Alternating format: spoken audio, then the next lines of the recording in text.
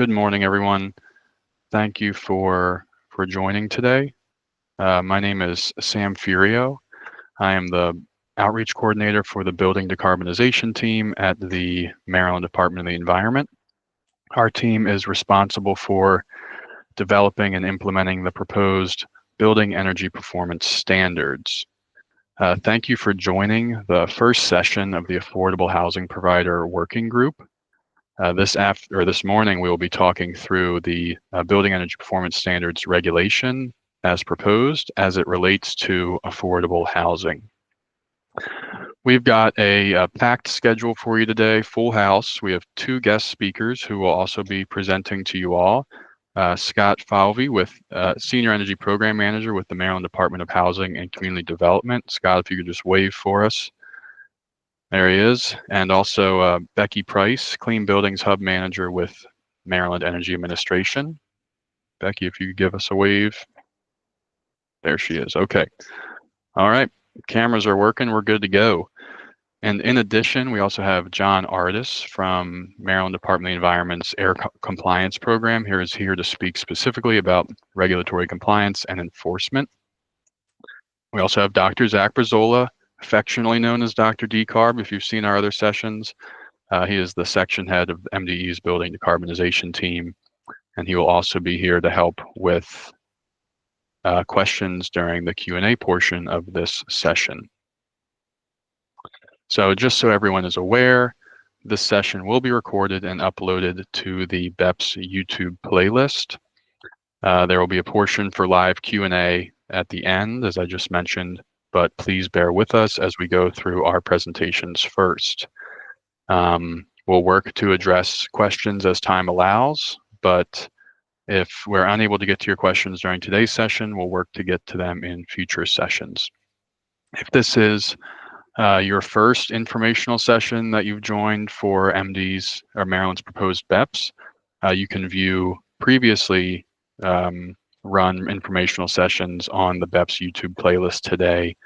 All information and materials distributed during the session are posted in the video's YouTube description. So please navigate there later and watch some content. So just want to say, again, the session will be recorded, and for this session, the chat has been disabled. In order to submit questions for the Q&A portion, you'll need to click on the activities button in the bottom right-hand corner of the screen. It looks like a circle, triangle, square. You hover over that, it says activities. The Q&A feature is accessible via this button. We'll also be doing a brief poll during this session, and you can access that poll feature via that same activities button. So just think circle, triangle, square, and you'll get there. All right, so let's get started. Before diving in, if you require an overview of BEPS, we would point you to previous webinars on that YouTube playlist I mentioned, and also technical documentation that is currently available for viewing on the BEPS website. You can access the website via the QR code on the left side of the screen, or by searching Maryland BEPS in Google. If you would like to be added to our BEPS email list, you can do so by scanning the QR code on the right side of the screen. Today's webinar is focused on a specific aspect of BEPS implementation, but if you have any questions regarding the proposed regulation, you may contact the building decarbonization team via the email address or phone number at the bottom of the screen. So what's the purpose of this affordable housing working group? Not just this session, but this working group in total. So we're convening this working group to provide information about affordable housing and Maryland's proposed building energy performance standards, to discuss exemptions available for affordable housing providers. We also want to establish a space for resource sharing between affordable housing providers and state agencies, and also between affordable housing providers. And also allow some space and time for Q&A regarding proposed BEPS. So as I mentioned, we'll work to address questions during this session as time allows. if we're unable to get to them, we'll work to address them in future sessions. And please submit them when they pop up in your brain via that circle, triangle, square button at the bottom right-hand corner. Today's agenda for session 1. So again, I'm Sam Furio with MDE. I'll be talking about a general BEPS overview, definitions within the proposed regulation, and also exemptions that are available for affordable housing providers. Scott with DHCD will be talking about multifamily energy efficiency and housing affordability. Becky Price with MEA will be talking about the Clean Buildings Hub. And then we'll get into supporting documentation and for processes available for affordable housing providers, and a way that we're going to request your feedback on these processes. And then, as I've mentioned, Q&A at the end. So, general overview of BEPS. If you're just kind of hearing about BEPS and you need more information, we'd again refer you to previous informational sessions. You can find those on the BEPS YouTube playlist. But the Climate Solutions Now Act of 2022 required MDE to implement building energy performance standards to assist in meeting the state's greenhouse gas reduction goals of 60% by 2031 and net zero by 2045. So BEPS aims to reduce emissions from Maryland's large buildings, reduce energy costs for building owners, and also improve indoor and outdoor air quality for Marylanders. So here's some high-level points on the regulation as proposed. So most buildings, these large buildings, are 35,000 square feet or larger, excluding any parking garage area. And we call those buildings covered buildings. They're buildings that need to comply with the regulation. So these covered buildings must annually report energy consumption to the department beginning next year. These first reports, energy consumption reports, are due to the department by June 1st, 2025. Building owners will report this data annually, and all they need to do for the first 5 years is report this data to the department. Starting in 2030, building owners will need to start meeting phased emission standards. And also starting in 2030, building owners can choose to pay an alternative compliance fee for a building's excess emissions over those proposed standards. So just diving into a little deeper on the performance standards portion of building energy performance standards. This will be relevant for some of the content discussed later today. The performance standards take shape as as I just mentioned, a phased reduction of on-site direct emissions by property type. So again, I mentioned those start in 2030. That starts with interim standard 1 from 2030 to 2034, interim standard 2 from 2035 to 2039, and then the final standard in 2040 and beyond, which is net zero direct emissions from covered buildings. So these interim standards guide building owners to that final standard. The emissions allotments tighten over time. And as I mentioned, there's an alternative compliance payment available for excess emissions over these standards for each property type. Additionally, MDE intends to adopt an energy efficiency standard called Site EUI, or Energy Use Intensity, in 2027. And so in the meantime, we recommend not installing inefficient electric equipment. We like to say the building owners have a long runway. So there's 5 years where buildings are just submitting data to the department, and these emission standards start in 2030. We model that 30% of covered buildings are already meeting the final standard of net zero. And so it's possible that when you or your clients start benchmarking their buildings, they're already meeting the final standard, or they're meeting one of the interim standards. And so that runway to compliance becomes even longer. So there is time. If you're just hearing about BEPS, you're not lagging behind at all. We're here to help you with your questions. And we appreciate you joining our informational sessions. So now we're going to go into a brief poll.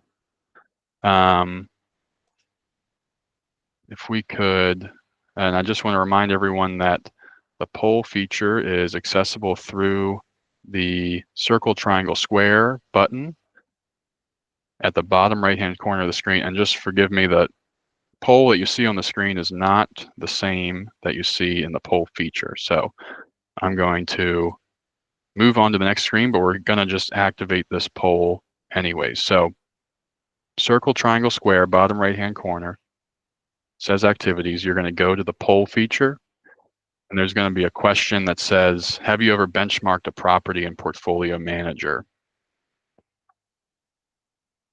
And so I'm just going to give you all a few minutes to chime in on that poll. And it's active right now.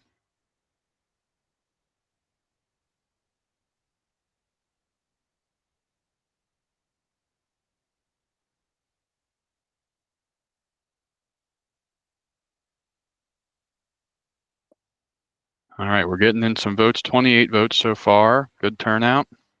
Circle, triangle, square. If you haven't answered the poll yet, click there. You'll get to the poll feature. We want to know, have you ever benchmarked a property in Portfolio Manager? And the options are never, yes, I have once, yes, I have a few times, and yes, I have many times.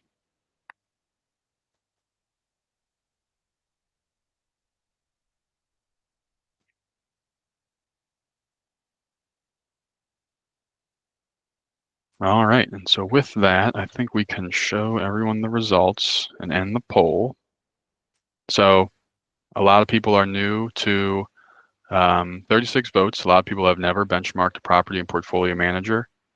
That is totally fine. We've got plenty of other informational sessions regarding benchmarking, and also Energy Star Portfolio Manager, our chosen benchmarking tool, has great online trainings that are free, and you can access those today. So, all right, thanks for answering that poll, and we'll keep moving right here along. So with that general, or excuse me,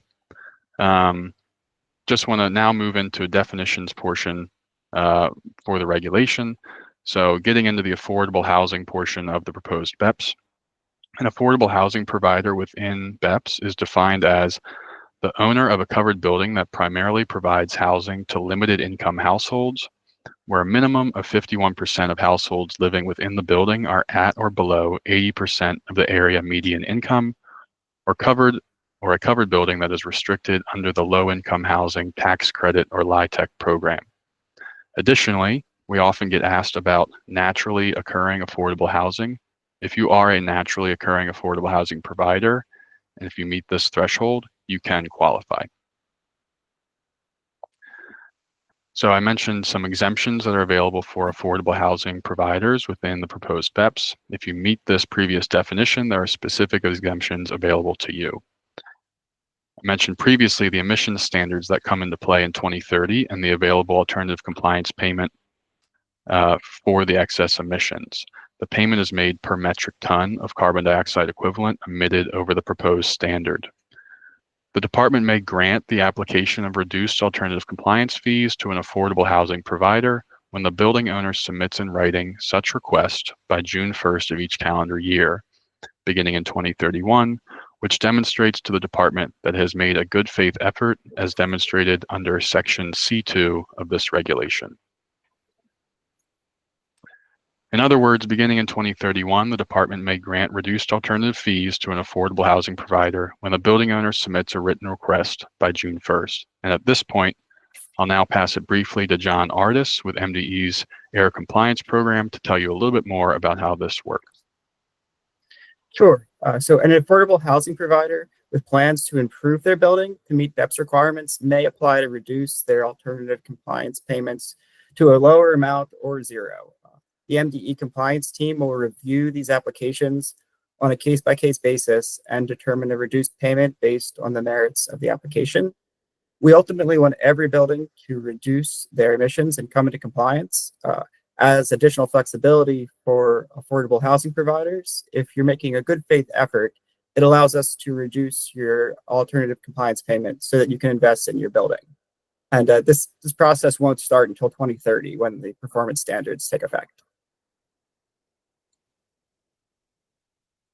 Great. Thanks so much, John. All right, moving along, continuing with exemptions.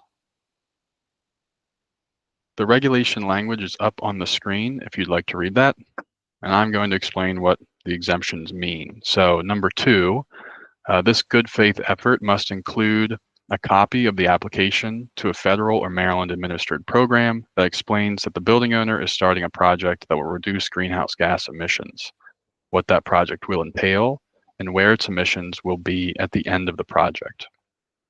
Number 3, these reduced alternative compliance fees are good for 1 calendar year. Number 4, since projects can take several years to complete, you can continue to take this exemption. You'll need to provide a letter to MDE documenting that your project is underway, but not yet completed. This letter must come from a federal or Maryland administered program. Continuing on with exemptions. Number 5, you must still benchmark and report your energy use and emissions even if you have a reduced alternative compliance fee. And number 6, you can keep applying for this reduced alternative compliance fee each year. As mentioned earlier, these fees are good for 1 calendar year. And so as I mentioned during the agenda, part of the purpose of this working group is to get your feedback on the processes that I described previously. And so we are looking for your feedback on this application process for reduced alternative compliance payments for affordable housing providers. You're going to see snippets of this form on the next 2 slides. I'll walk you through them. And subsequently, the supporting documentation for these requests. So what documents do you have available? My colleague will chat the Google form to you all at this time, and we'll also send it out after this session when the recording is uploaded to YouTube. So please submit your feedback via this Google form, and when doing so, please give examples of qualifying documents that you have available to you, how you envision qualifying, and maybe talk with your asset managers about what documentation information you have on your properties. So please provide this feedback by November 8th, 2024, which is 2 weeks from tomorrow.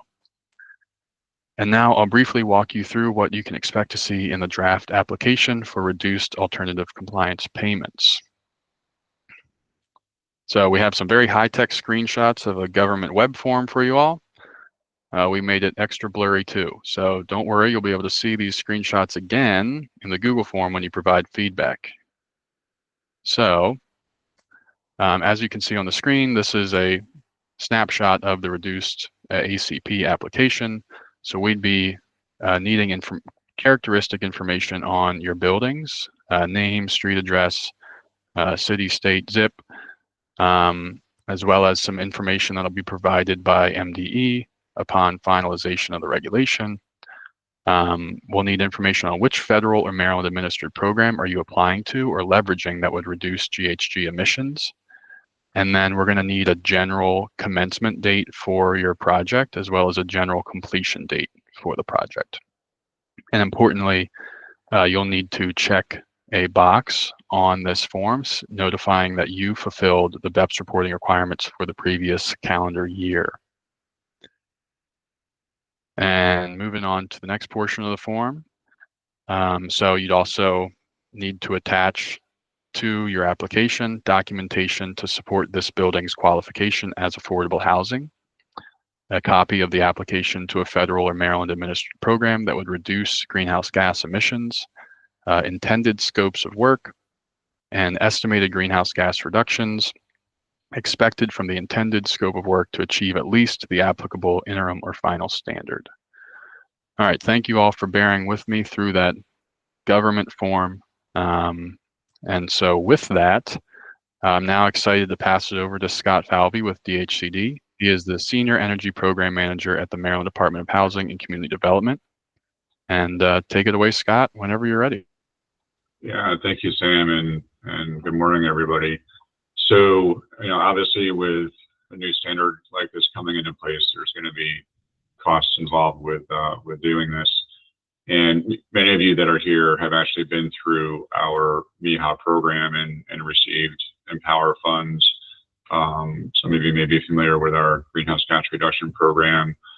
And those are the two primary funding sources that we currently have right now. So we can go to the next slide too, please. So we have the Empower program, the greenhouse gas reduction program, and these are, in this case, we're talking specifically for multifamily. Next slide. And so these programs, the Empower program started 2024, and the purpose of the Empower program is to reduce electric and gas use in affordable multifamily residential properties through the installation of energy efficiency improvements. And that's where we are today with calendar year 24. And this will actually change come calendar year 25, and we'll actually be able to provide a little bit better support for helping you transition, to the BEPS standards, where Empower will also be supporting. Well, I say will be. We're in the process of having our plan approved with the commission to allow us to do electrification. Though it is in the state's regulations at this point, HB 64, we still need to get commission approval to use ratepayer funds to kind of target greenhouse gas reductions versus doing energy savings, which is what we are doing today. Again, for those of you that have gone through our MIHA program, project funding is provided both through grants and loans, and they are based on a reimbursement basis. When we issue a grant or a loan, we're not putting money out up front. What we're doing is issuing you really the approval for funding, and then as you're going through construction on the project, either if you're in one of DHCD's other rental lending programs, as you're doing requisitions,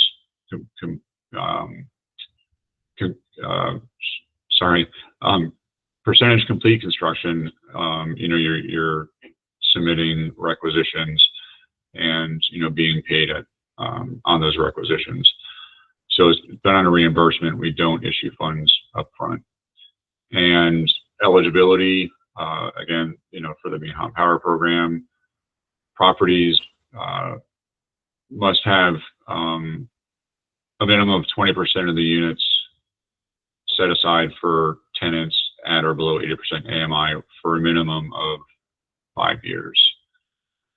Next slide, please.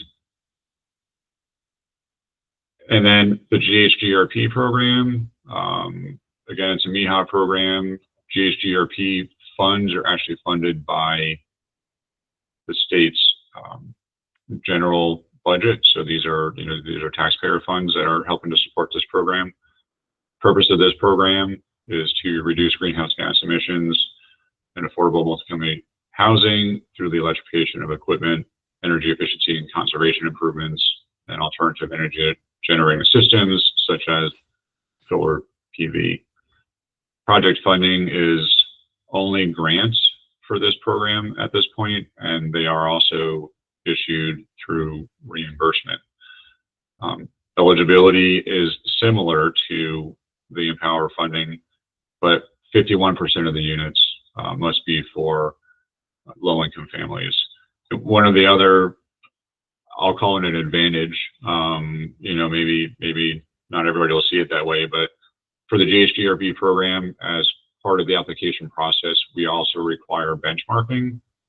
And part of the reason for this requirement was actually to help you guys who do take advantage of the program to get familiar with benchmarking, so that when you do have to report to MDE, you'll actually have experience in advance of reporting to them to be able to do your reports, and hopefully they will be correct and they don't need to be revised for MDE's purposes. The GHGRP program, we're getting roughly $5 million per year. Right now, we only have that funding available for this fiscal year, so another 8 or so months for FY24, and then FY25 currently the program will sunset.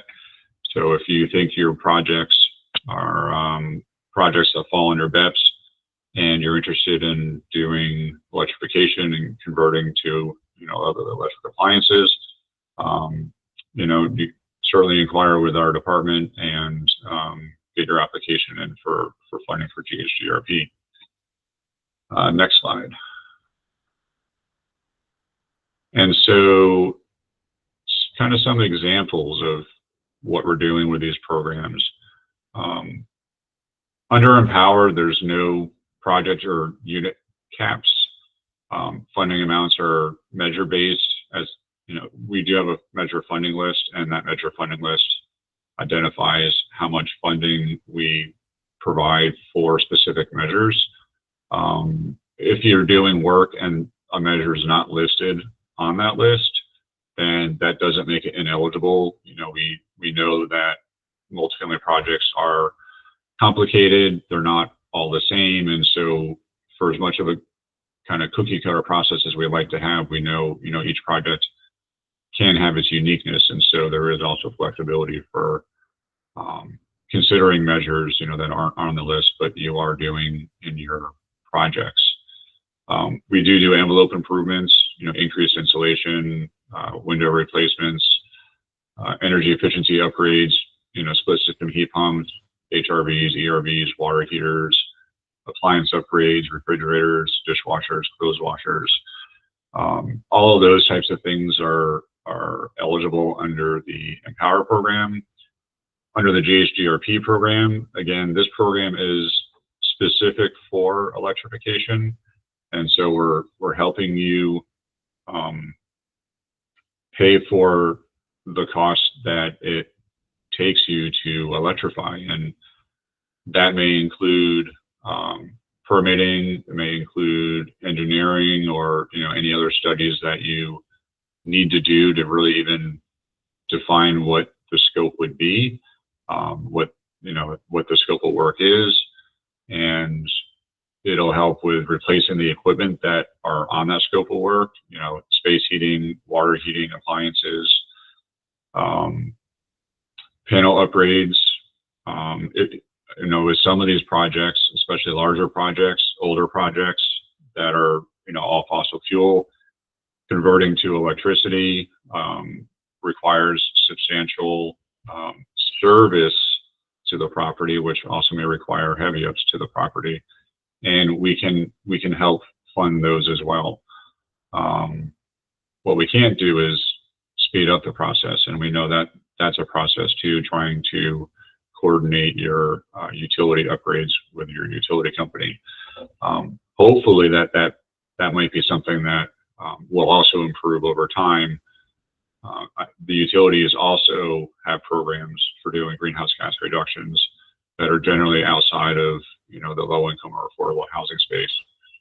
But with them having those programs, they also might realize that they might need to revise their processes to allow you guys to be able to plan and get those services to your properties quicker than what may have happened in the past. We can also do PV systems under this program, though it's generally not considered a greenhouse gas reduction measure. So we don't fund much in the PV sector. It's generally going from a fossil fuel appliance to an electric appliance. Under GHGRP, we do have some caps. Currently, we cap projects at $15,000 per unit or $1.25 million per project. Some projects, $1.25 million isn't going to incentivize a whole lot, and so you may not take advantage of it. We are hoping that we'll have additional funds, down the road that might help with those bigger projects, and we'll come back to that in a minute here. Next slide, please. And so the funding process, again, if you're not familiar with it, there is an application that you can get funds either through either as retrofit project, meaning you really want to do just energy upgrades, whether it's, envelope upgrades, appliance upgrades, whatever the case may be. And then again, those that have been through here, what we call our pipeline project, if you're going through our rental lending program for a major rehab, acquisition, new construction, financing like that, we also review your projects under the rental lending so that you would be eligible for MIHA funding as well. Energy audits, need to be completed, and then a funding request is submitted. We review the project's funding request to determine, kind of the scope of work and funding. We communicate with, the developers to come upon an agreed upon scope of work and funding amount for each project. Depending on the program, a loan or a grant, is created and executed, and then affordability agreements are put in place, when applicable. And I don't think we hit on affordability, but under MIHA Empower, we're looking at a minimum of 5 years of affordability. Under the GHCD program, we're looking for a minimum of 15 years of affordability. And then construction begins. An owner will make a request for funding, as work is completed, as I had mentioned earlier in the conversation. Funds are released after completed work is inspected and approved, which means you make your requisition request. We will go out there and do an inspection of those items or materials that are on the requisition to ensure that they were actually installed and in place. We don't pay for any measures or materials that are stored on site. They do need to be actually installed. And then, excuse me, and then for the completion of the project, when construction is all complete,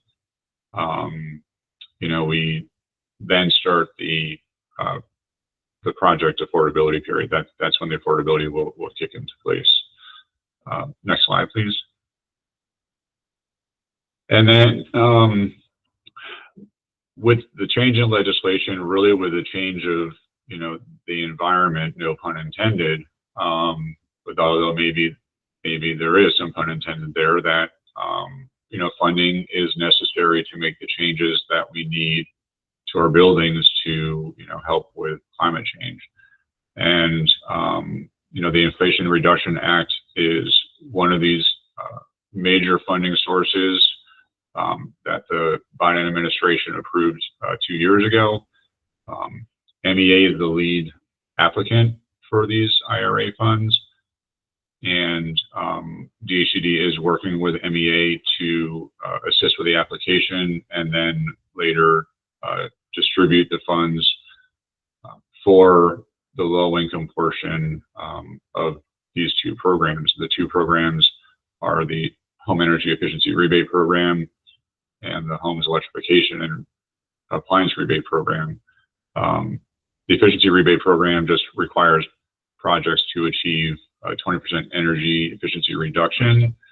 And again, this is just for electric projects. This doesn't apply to fossil fuels. And there's a maximum of $4,000 per unit rebate if you're achieving 20%. There is an additional incentive if you reach a 35% savings. I believe that's an additional $2,000 per unit. And then for the electrification side, projects that want to electrify and they do want to switch from fossil fuels to electric appliances, can receive up to a maximum of $14,000 per unit. And we're envisioning that these funds will be stackable with all other funding sources that we have. One of the things that we like to do with the MIHA program is kind of make the application process consistent, the eligibility process consistent within the guidelines of the funding sources. So sometimes there is some difference in eligibility, but if you're eligible for the most stringent, then you're generally eligible for all funding sources that we have available. So as long as we have GHGRP funds, it's possible to be getting, almost $30,000 per unit, which, will help a lot of small projects that don't have, the cash available or reserves, but also, larger projects that may not necessarily be able to take take advantage of the program at this point. And the last funding source that we know we have coming in at this point is the Solar for All program.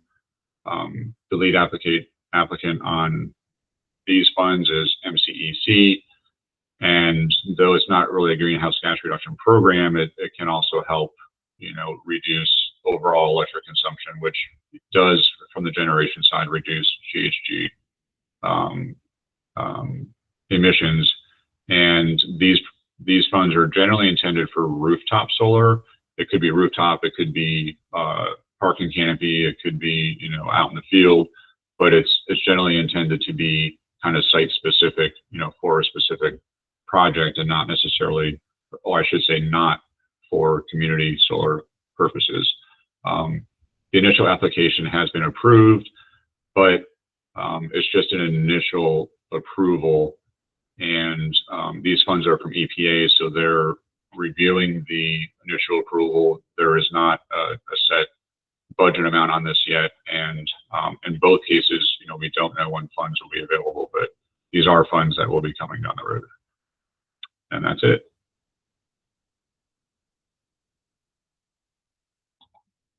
Thank you. Awesome. Thanks so much, Scott. Appreciate you being here. Thanks for that helpful information. And so real quick, right before I hand it over to Becky with MEA, I just want to remind everyone, if you have a question, you can submit it in the Q&A feature at this time. You can get there via the circle, triangle, square button labeled activities in the bottom right-hand corner of the screen. So click on that, hit Q&A, submit your question, and we'll work to address those as time allows during this session. If we're not able to get to them, we'll work to address them in future sessions. And so thank you in advance for your submissions. All right, with that, I'm excited to pass it over to Becky Price. She is the Maryland Clean Buildings Hub Manager at the Maryland Energy Administration. Becky, the floor is yours. Thanks, Sam.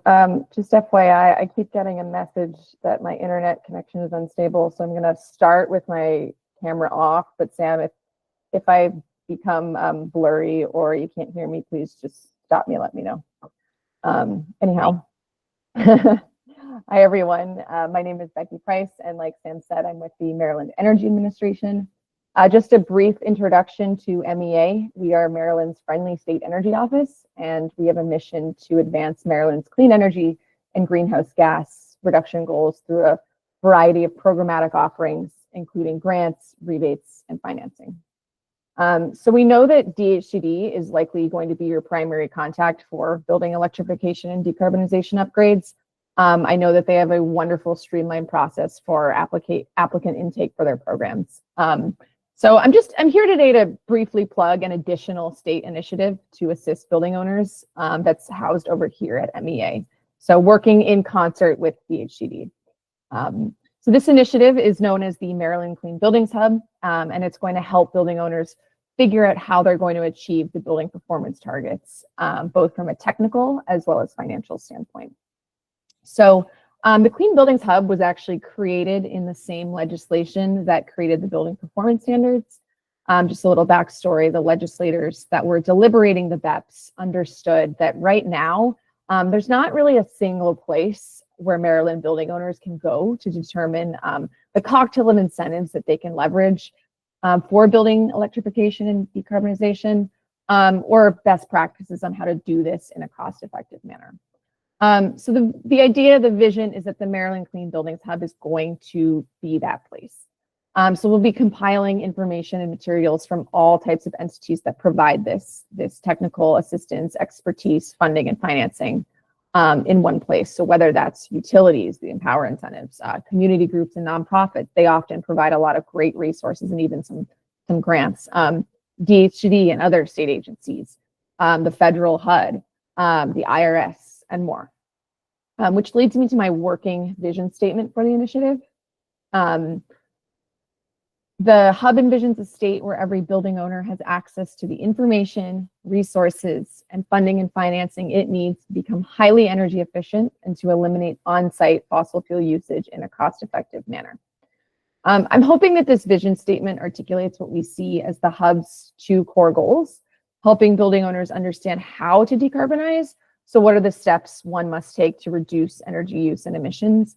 And then perhaps most importantly, the million-dollar question, potentially pun intended, pointing them to the resources to fund and finance these measures. So we can't provide hardline recommendations on what to do, but we want to take the administrative burden off of building owners by making your research a little bit easier. So in that sense, I've started using the phrase first mile of technical assistance to describe the hub's role in facilitating building decarb and electrification across Maryland. Next slide. Kind of a quick more history on this concept. The concept of a buildings hub is not unique. We're actually borrowing this concept from a few other jurisdictions that enacted building performance standards before us, notably our neighbors down in DC, New York City, and Seattle. So we envision the hub playing sort of these three roles that I've sketched out on this slide to achieve our vision. So educator, resource development and curation, like I said, convener, so sort of a different side of the same coin, education through convenings. So getting buildings together to peer knowledge share, as well as in front of experts to kind of talk through some of the barriers that they're facing and solutions that they're trying out. And then I somewhat facetiously say building czar, just given the fact that we're housed within MEA, which does provide grants. So we do have a unique ability to sort of take that market feedback from what we're hearing from building owners and then work internally to tweak some of our grant programs. So that's a part of the job that I'm pretty excited about. Next slide. So this slide is really just meant to illustrate that while the hub is, yes, housed within the Maryland Energy Administration, we're going to leverage the expertise and capabilities of so many others in this ecosystem. So you'll see the little green buttons, other state agencies, community groups, like I've said, the green banks in our state, other capital providers, et cetera. Next slide. So it might sound somewhat nebulous, like I've been talking about this hub, but where is it? We're working on it. So the kind of, in the short term, the best way to liaise and reach and follow the hub's development is through a newsletter. So that link will be shared in the chat. We're working on a website that is independent from MEA's website, and that's going to have a variety of mediums to educate and engage building owners. So that'll include stuff like one-pagers and primers, how-to guides, guidance documents, a funding and financing matrix that folks can filter out based on their building type. Templates, for example, like an RFP template, case studies, and then the hub will be doing a lot of, like I said, education, so workshops, webinars, cohorts, etc. We do have a few kind of what I call skeletal pages on MEA's websites where you can get started on looking through some of the resources that are already out there. And, in coming months, we'll be creating our own resources. Next slide. And this slide is meant to articulate some of the funding and financing mechanisms that are available for specifically affordable housing, multifamily building owners to leverage today or in the very near future. And the Clean Buildings Hub, I really want to drive home the point that we are going to be a mouthpiece to communicate the availability of these offerings and more. Again, this is just a snapshot to get you kind of thinking. So we'll be communicating funding opportunity announcements, application deadlines, and coordinating webinars with program managers. So I want to be clear that's going to obviously include MEA's grant programs and financing programs, but we want to be a mouthpiece for DHCD's programs, for HUD's programs, the Green Bank's programs, et cetera. So I'll just kind of quickly high-level talking points on all of these. Scott mentioned the IRE rebates. I just want to reiterate that those are coming. MEA is working on the applications, and so you'll see those come online in 2025. So we're really excited to get those out. I did want to flag sort of a somewhat hot off the press grant program that we're working on over at MEA. We actually just decided on the name 2 days ago. And this is the first program within MEA that's going to be focused entirely on electrification. This grant program came at the behest of Governor Moore back in February. He announced that he was pledging $50 million for electrification projects in what he calls community serving buildings across the state. So yes, he did call out multi-family affordable housing as what he wants to see as an eligible building type for this grant funding. So we're going to be working with DHCD in the coming months to get this grant program stood up. So stay tuned. Again, the Hub's newsletter is going to be a way that you're going to stay abreast of this grant program. We're going to be issuing within the next few weeks a notice of intent to fund. So that's sort of a short document that sketches out what we anticipate the general parameters of the program to be. And so since this is a new program, we're going to be welcoming feedback based on what's mentioned in this NOI, notice of intent. So a plug again for the newsletter, sign up. You'll be notified when that NOI is released. And we'd love to hear your feedback on what we propose to fund with this $50 million. Note that $50 million will be distributed in fiscal year 25 as well as fiscal year 26. So splitting it up kind of 25 each year. Also just wanted to call out the Energy Efficiency Equity Grant Program over at MEA. This provides awards for efficiency projects that pass the benefits on to Maryland's low and moderate income residents. So this one's a kind of a unique structure. Grants are actually made to nonprofits who then distribute the funds to projects, which can include multi-family affordable housing. And then again, this is a more of an illustrative slide, but I did want to call out that we're going to be educating folks on federal programs. So I just wanted to call out HUD's Green and Resilient Retrofit program, specifically kind of a sub program, which is their free benchmarking program. So any HUD assisted property, so a multifamily Section 8, Section 202, Section 811, and Section 236, I believe, are eligible for free benchmarking assistance through HUD. So again, Clean Buildings Hub wants to mine this information and share it with you all in case you're not tuned into all these federal programs. And then lastly, just wanted to call out utility programs. We'll be spreading the word on utility rebate and technical assistance programs. There's a long list of those, so I just on this slide called out BG&E's Building Tune-Up program, which provides ASHRAE Level 2 audits, as well as assists buildings in making immediate energy savings adjustments to buildings over 35,000 square feet. So it really aligns nicely with steps. Next slide. These are just a few ways to connect with the hub. So there's the kind of general building decarbonization email if you want to directly send us any questions. The newsletter that I think I clocked myself plugging that 6 times in the last 10 minutes. And then a few pages on MEA's website, but do note that we are working on getting an independent website up and running soon. So that is it for me today. Thank you.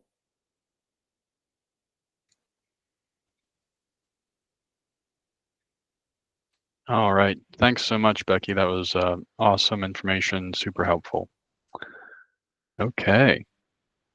All right, moving right along and just being cognizant of time. We have just under 10 minutes left, and I know we're getting some questions in, so we're going to try and get to Q&A here in just a second. But I got to have my little ending spiel here. Again, this is session 1 of the Affordable Housing Working Group. Thank you again for being here. Session 2 is scheduled, and you're able to sign up for that via that informational session sign-up form, which you used to sign up for this session.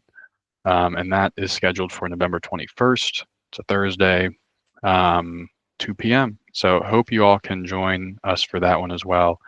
And we look forward to reviewing your feedback in the Google form that we distributed. And so with that, just want to say thank you again for being here. Contact information for our teams are up on the screen. specifically for Scott and Becky. And if you have any questions relating to the proposed BEPS, you can email us at beps.mde@maryland.gov. And please stay tuned for the BEPS YouTube playlist where we record all of our sessions and upload them. So tune in there for more information. So with that, we'll move into the Q&A portion. Again, we had a lot of content today, so we're not going to have too much time to get into your questions, but thank you again for submitting them, and we'll work to get to them, if not today, in future sessions. And so as I mentioned at the beginning, we also have Dr. Zach Brazola here, MDE's Building Decarbonization Section Head, to assist with your questions. I just saw he turned his camera on, so he's ready to go. So let's dive right in, see what kind of questions we're getting submitted. If you joined late, I saw a couple people did. Circle, triangle, square, bottom right-hand corner. That's where you need to go for questions. So with that, I think we'll start with, let's see, we got a few questions about, let me see, properties, including garden-style apartments, and whether they are covered if the total square footage of all buildings is greater than 35,000 square feet. And I think, Zach, would you be able to address this? Yeah, absolutely. This is, and thank you all for the great questions. We're definitely not going to get to them all in this time we have left, but going to do our best to give to as many as we can. This is a good question. I know we got a couple along this line, or along these lines, and basically, we encourage you to go read our draft benchmarking guidance. And so this is a newer document we released in September as part of our benchmarking and reporting working group. I'm dropping it in the chat right now. This is up on the MDE website. And we talk about there a little bit more about how to benchmark buildings. But this is actually more of a definition question. And so but if you have any improvements or questions that you don't feel is answered by that benchmarking guide, there's still time to put some feedback in for us, and we'll take that into account as we make revisions. But for this question, the regulation this is really a definitions question in the regulation. It defines a covered building as a single building over 35,000 square feet, excluding the parking garage area, or multiple buildings if they share meters or other systems. That is not a district energy system. And so that's the kind of regulation language. What do we mean by that? Well, think about it. If you've got two buildings that are stuck together, you could not take them apart and the buildings would still be standing. Those are acting as one building. There'd be a hole in them if you tried to take them apart. So, I mean, that really is one building. That's the definition. And then also from a physical, like that's the physical reality. And then if you're trying to benchmark a building, if you've got two buildings and they share one electric or gas meter, and so you can't actually separate the energy used by those two buildings, then they count as one. And so that's where we get some of this aggregation up to 35,000 square feet. So those are the cases, if you've got an electric meter or a shared HVAC system, or you've got like your own little mini district energy plant with a couple of different buildings all feeding off the same, say, hot water loop, then you've got to aggregate those square footages because you can't actually break them apart if you're trying to report them as individual buildings. But there are a lot of garden style apartments where there are lots of buildings and each one is its standalone thing. If each one of those standalone buildings has its own meter data and its own and a setup, then it doesn't need, and it's under 35,000 square feet, then you're fine. Then it's not, then you don't have to do any of that aggregation. So I hope that really helps. I also want to note too, on the other end of the spectrum, if you've got a bunch of buildings and we're here talking about affordable housing, mostly multifamily, right? We have actually a portfolio manager allows multifamily buildings to report a couple of buildings together. So if you've got several 35,000 square feet and above buildings, you can actually, per the guidance and portfolio managers, submit that as one. So that's just kind of the other side of that spectrum. And if you want to learn more about that, we've put this in our draft campus compliance guide, which just came out on Tuesday in that working group. But I'm going to paste it, and it'll post on YouTube soon, but I'll paste that guidance in the chat as well. Long answer, but hopefully helpful.